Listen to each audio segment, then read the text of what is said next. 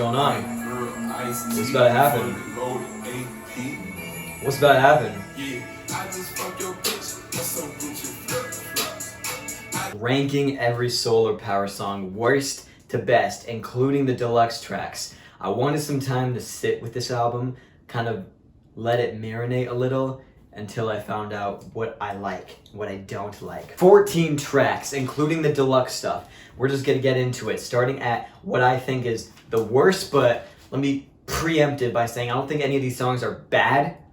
I really don't. This is just my opinion as of October 1st at 9:25 p.m. This is just my opinion. It doesn't mean it's the right one. It's just, let's just have a discussion about it, okay? Number 14, Leader of a New Regime. This is more of an interlude than anything, unofficially. It sounds nice. It's kind of a part 2 to like Fallen Fruit.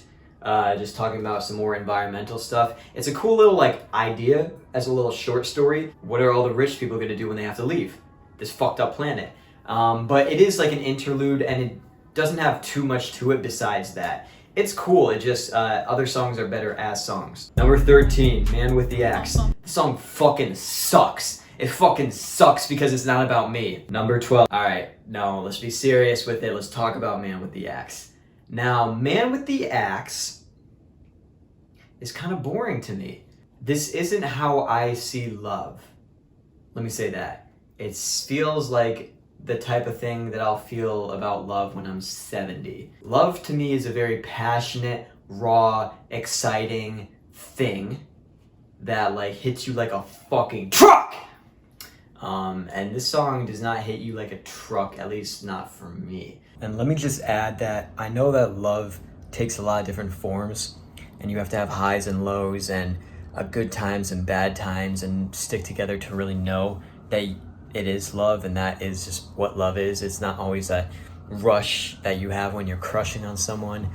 But I feel like in this song specifically, we don't get lyrics that stick with me that go over these highs and lows. Like she hints at that, like we've been through so much together, but that's a lot less interesting than actually saying what you've kind of been through and why you're better now. You can make a slow love song about thinking about your past, but for me, this doesn't connect to me. I wanted more detail here. I wanted more substance. It's the first time in a Lorde song where I kind of get bored, which is not good, but I still don't skip it. There's not a lot of things in there that's bad. She's not talking too weird. It's just, there's not much there for me personally. My name is Ray. Number 12, Hold No Grudge. This is a deluxe. And this song just kind of seems a little unfinished, not mixed properly, but it doesn't feel as thought through. It kind of just transitions into parts and different parts, and it's cool. I don't think it sounds bad at all. It just is there. It's a little extra thing that didn't have to be there, so I'm not complaining at all. It's just number 11, Secrets from a Girl. I know some people won't like this, but this track's fine. I like that it's kind of her talking to a younger version of herself. I think it's kind of simplified because I don't think she goes into the complexities of how younger her would like view her words. I like the idea, the concept. I just kind of wish it was explored a little more because it is a really interesting concept. It sounds fine as a tune. Sounds like a little 90s thing, but I want a little more flair to it. I want a little more spice to it. And the outro fucking sucks. It fucking sucks. And also, this is my opinion. Don't get mad at me. Let's have a discussion. DM me on Instagram. This is my Instagram. 10.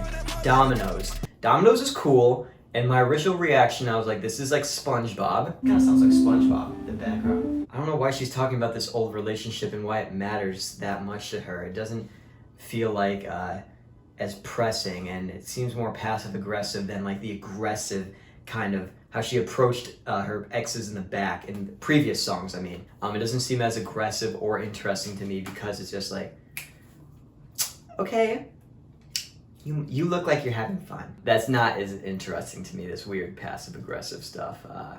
It's not explored as interestingly, but I do like the tune. Number 9, Helen of Troy. I really like Helen of Troy. It still kind of feels unfinished, but I feel like there's just a little more kick in this song. This is cool. I think about bonus track. Number 8, Mood Ring. Mood Ring's cool. It's very catchy. It really is. Probably one of the easiest songs to digest. Just what she's talking about on here isn't too interesting. Like, she's supposed to do a little parody of fucking weird people. Maybe this is not my comedy, if it's supposed to be funny, but it sounds good. And I do like her voice, what she does with it. Even though she's like playing a different character, it's unique. Number 7, Oceanic Feeling. Oceanic Feeling is great. It really is. This is where we start to get the songs on the album that I like a lot. It's a good little outro. It's like a sister track to The Path. A lot of instrumentals going around. She's like covering a couple topics, being like, it's all gonna be okay. And at the end, it's this weird little, like, it's just a cool little exit out of the song that is like, leaves me thinking like, this is strange. It's like almost like a teaser to what's to come from Lorde. I don't know how to put it, but it's a little off, and I kind of like that. 6 is Solar Power. My cheeks in hot color, over-ripe peaches. I think that's a really good little melody that she has going on. I just think at the end, the little it doesn't hit as hard as I think it should. It's supposed to be like, you know, it's not supposed to be like Melodrama where it's fucking hitting you. It is a cool little introduction to this kind of world, this feeling, and I'm always gonna think back fondly on it because it was the first thing I heard from Lorde in like years. Number 5, The Path. The Path is a great opener to this record. It got me really excited. I love the drums on it. It kind of like is a cool little, what has Lorde been going on, or where is her mindset entering this world? And it was a really good start to the album. I really did enjoy it. When I first listened to it, I was like, this is promising. I really like this. And you'll notice with the next tracks that the front of this album I like a lot. A lot. After The Path, we have Stoned at the Nail Salon. These songs can kind of be interchangeable for me at the top because they are really, really good. But The Path is, wait, what? No, Stoned is a really good, just kind of Lorde being very introspective on herself. She's very mature. She's always been. It's just her kind of worrying about herself, her relationships, her future a little more, but also just being like, maybe I just need to fucking calm down. I'm just high and I need to... She has a couple really good lines in there. It's sad, but it really is enjoyable for me to listen to. And I forget the language, but she did a cover of it in another language and it sounds gorgeous. Number 3 is California. California is a song I can listen to over and over and over. It's probably my most replayed on this album because it's so digestible. I can see the song as like being Sunday morning. You wake up, sun is shining through, you're just cooking and you're just swaying and you're very content with everything going on. It's really nice. And it's, what she's talking about is really interesting too. You know, she's going back to when she was even younger, like when she won the Grammys and just kind of this weird feeling of being thrusted into the world, this world that you know is not for you. It's really good that it's a digestible song like that, but also like it's saying a lot. It's what Lorde does great. She's great at that. Number 2 is Big Star. This might be confusing sometimes.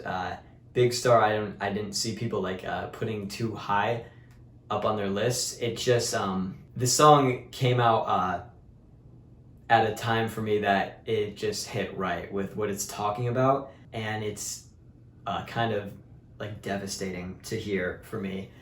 I just couldn't ignore how the song makes me feel listening to it, even though I know that's very personal. I can't be objective with it at all. So the song is amazing. It really does connect to me in such a personal way that music should, and I shouldn't have to feel like I have to be objective about it, I don't think. Yeah. Number 1 is Fallen Fruit. I think Fallen Fruit is the highlight of this record. It contrasts to everything that's surrounding beautifully because it has such a dark part, or the whole song is dark, but especially that kind of middle climax-y part where we just get those massive 808 hits. It fits perfectly into the album because talking about this type of thing should feel like this. It should feel pressing, talking about this climate and this world that we're kind of thrusted into, and it's creepy from the start. Lorde sounds amazing being like scary. I'm gonna be honest. Like, I kind of think on a next project she could explore her making a darker album. The guitar that's like kind of weeping in the song is beautiful. It's beautiful. You don't hear much solos on a pop album, guitar solos on a pop album. and I still like feel like I need to unpack the song. Like I don't even know what the beeping is. It kind of sounds like a truck backing up, but it's amazing, that song. Yeah, and those were the songs ranked worst to best. What's your list? I really do want to hear your list. If you have trouble finding the fucking deluxe tracks,